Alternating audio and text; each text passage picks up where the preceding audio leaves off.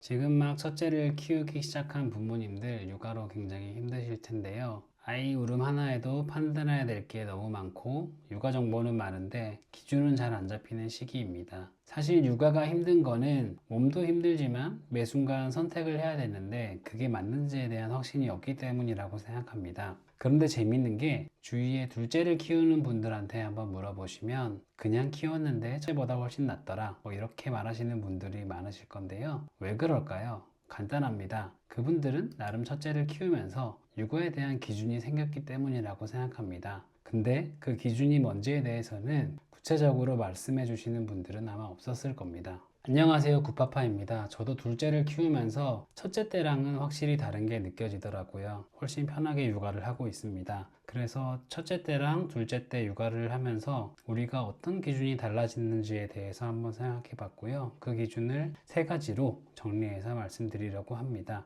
늘 그랬듯이 정답은 아니지만 분명히 어떤 분들에게 이 기준을 적용하시면 도움이 될 거라고 생각하고요. 내일부터 바로 편해질 수 있는 이야기일 수도 있습니다. 그래서 꼭 영상을 끝까지 봐주시고 도움이 되셨으면 좋겠습니다. 첫 번째는 수면에 대한 이야기인데요. 사실 첫째를 키울 때 가장 힘들었던 것 중에 하나가 아이를 재우는 겁니다. 저희는 이제 첫째를 키우다 보니까 아무래도 아이가 우는 거를 가만히 놔둘 수가 없더라고요. 그래서 특히 밤에 아이가 울면 매번 안아주고 재우고 다시 깨서 울면 또 안아주고 재우고를 계속 반복을 했던 것 같습니다. 근데 지금 다시 생각을 해보면 아이가 조금 울더라도 부모랑 아이가 다 같이 잘 잘 수 있는 게 더 중요하다는 생각이 들었고요. 그래서 지금 둘째에게는 수면교육, 팝업법이라는 걸 적용해서 아이를 재우고 있습니다. 팝업법은 보스턴 아동병원의 리처드 퍼버 박사님께서 개발한 방법인데 30년 넘게 임상적으로 검증된 수면 교육이라고 해서 저희가 적용해서 한번 아이를 재워봤습니다.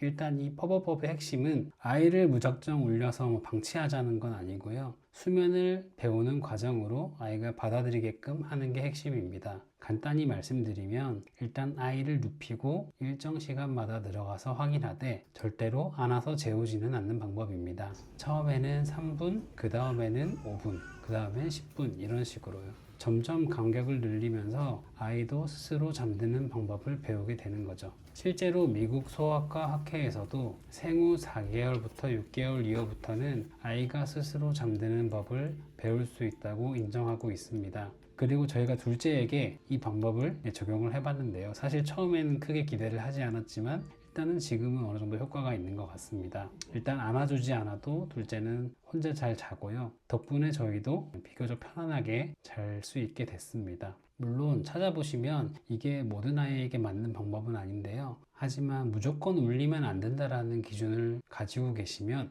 여러분들의 육아가 좀 더 저는 힘들어질 수 있다고 생각을 하고 육아 자체가 힘들다라고 느끼는 거는 저는 오히려 좀 더 좋지 않다고 생각을 해서 고민을 좀 해보시고 적용해 보시는 걸 추천을 드리고요. 일단 아까 말씀드렸듯이 아이도 잘 자야 되고 부모도 잘 자야 저는 육아가 좀 더 오래 편안하게 지속될 수 있고 육아의 질도 올라간다고 생각합니다. 그래서 제가 다시 첫째를 키운다면 꼭 이 수면 교육법을 적용을 해서 아이를 재울 것 같습니다. 두 번째는 수유텀인데요. 첫째 때 저희는 수유 시간을 정확하게 지키기 위해서 거의 어플이랑 시계를 계속 쳐다보는 그런 과정을 겪었습니다. 그러니까 2시간이 안 되면 절대 먹이지 않고 아이가 울더라도 조금 더 버티자 이런 이야기를 서로 많이 했던 기억이 나는데요. 지금은 상대적으로 그런 거를 이제 완벽하게 지키진 않고 있고요. 오히려 아이 상태를 보고 저희가 수유를 하고 있습니다. 사실 이건 유튜브 채널 중에 소아청소년과 전문의 하정원 원장님께서도 한번 말씀하셨던 건데요. 신생아는 위 용량이 작아서 애초에 3시간을 버티기 어렵다는 게 일단 의학적으로도 맞는 이야기입니다. 특히 생후 2개월까지는 위 용량이 80에서 150ml 정도밖에 안 되고 모유는 1시간 반이면 거의 소화가 된다고 합니다. 그래서 아이에 따라서 2시간 간격도 충분히 정상이고 때로는 1시간 반 만에 배고파 할 수도 있다는 거죠. 아이마다 발달 속도도 다르고 소화력도 다르고 앞에 먹은 양도 다르고 변을 봤을 수도 있고 모유 수유가 짧았을 수도 있기 때문입니다.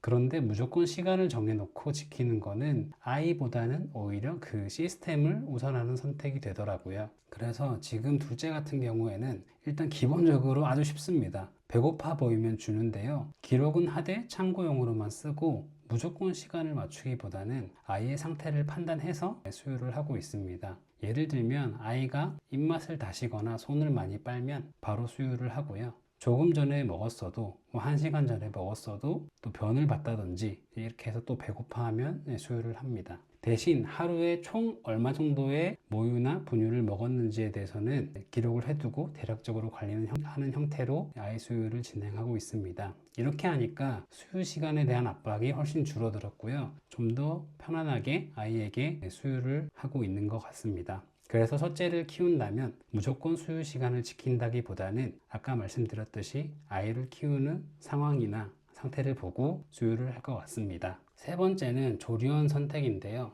보통 조리원을 고를 때 어떻게 고르시나요? 시설이 얼마나 좋은지, 어떤 육아 아이템이 있는지, 그리고 서비스가 어떤지, 또는 조리원의 블로그 리뷰가 어떤지를 많이 보실 텐데요. 실제로 저희도 첫째 때는 조리원을 이런 기준으로 선택을 했었습니다. 그런데 이번 둘째 경험을 통해서 그 기준을 완전히 바꿨는데요. 와이프는 굉장히 전반적으로 건강한 편인데요. 둘째를 낳고 나서 안에 남아있던 태반 때문에 새벽에 갑자기 출혈이 발생해서 바로 처치가 필요한 상황이 있었습니다. 다행히 둘째는 저희가 병원에 붙어있는 조리원을 선택을 했었기 때문에 즉시 대응이 가능했고요. 의사 선생님이 새벽에 바로 오셔서 처치를 해주셨습니다. 만약에 병원이 있는 조리원이 아니었다면 구급차를 불러서 다시 병원으로 이동을 했어야 되는 상황이었던 거죠. 실제로 산후 2주 안에 예상치 못한 출혈이나 감염으로 응급처치가 필요한 경우가 전체 산모의 5%에서 10% 정도라고 합니다. 생각보다 적지 않은 비율이죠.